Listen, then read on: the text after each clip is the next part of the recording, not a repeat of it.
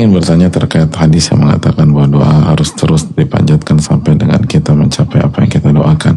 Bagaimana kita dapat mengetahui bahwa apa yang kita doakan belum waktunya diijabah, atau doa kita diijabah dengan hal yang tidak sesuai dengan apa yang kita harapkan? Jika doa kita ternyata diijabah, bagaimana dengan hal yang tidak sesuai dengan yang kita harapkan?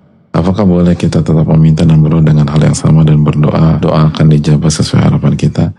Yang pertama, berbaik sangka kepada Allah dan yakin kepada Allah Subhanahu wa taala, dan yakin apa yang Allah janjikan kepada kita, dan Allah menjanjikan pengabulan. Lalu yang kedua, tidak usah terlalu dipikirkan kapan diijabah, gimana prosesnya, itu nggak usah dipikirkan. Dan yang ketiga, berusaha dan berikhtiar semampu kita dengan jalan yang halal. Jadi jangan pengen jodoh ini udah doa tapi nggak ngapa-ngapain. Rizki ya berjuang, kerja doa.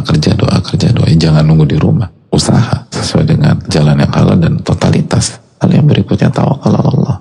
Syekhul Islam mengatakan, kalau Allah inginkan kebaikan untuk seorang hamba, maka Allah akan ilhamkan dan Allah akan kasih taufik dia untuk berdoa. Dan Allah akan berikan ilham dan taufik agar dia senantiasa minta tolong kepada Allah. Lalu Allah akan jadikan isti'anahnya dan doanya sebab kebaikan yang Allah sudah takdirkan bagi dia.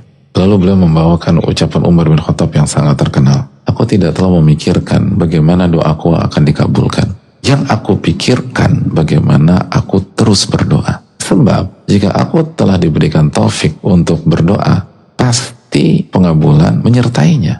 Ini kaidah mahal. Dan kita nggak lebih cerdas daripada Umar. Kecerdasan beliau di level tertinggi, critical thinking beliau di level tertinggi. Dan beliau katakan, jangan terlalu mikirin gimana doa itu dikabulkan. Itu bukan urusan kita, itu urusan Allah. Yang harus kita pikirkan, gimana kita selalu berdoa, gimana kita selalu minta pertolongan, lalu berusaha, nanti Allah yang atur semua.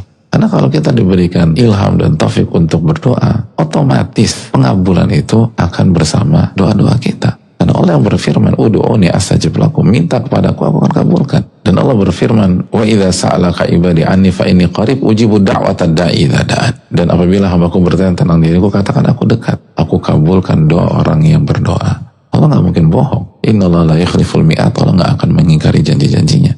Makanya Ibnul Qayyim rahimahullah mengatakan, barang siapa yang diberikan taufik untuk berdoa, maka Allah ingin merealisasikan mimpi-mimpinya. Allahu Akbar. Sangat powerful.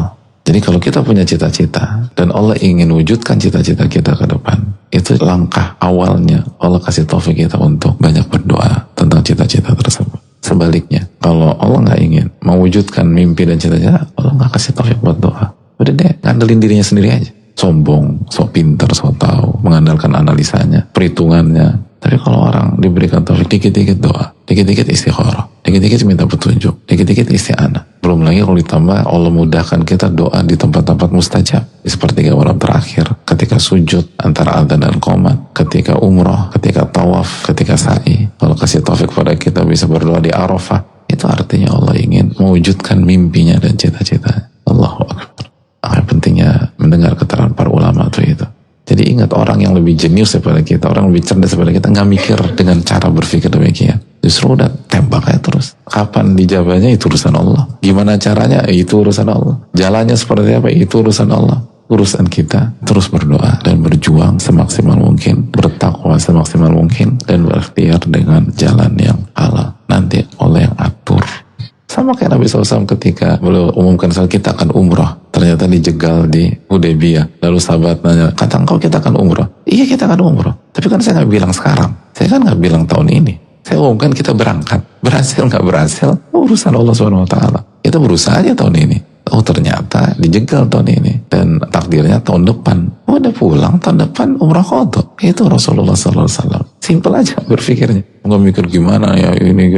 Itu bukan urusan kita. Urusan kita berjuang, tapi berjuang benar di atas ilmu. Jangan offside. Jangan labrak A, labrak B. Itu yang buat kita gak berkah. Yang jadi masalah kita ngurus yang bukan urusan kita. Itu penyakit manusia deh. Kan min husni Islam tarkuh ma la ya'ni. Salah satu tanda kebaikan agama seorang, dia tinggalkan yang bukan urusannya.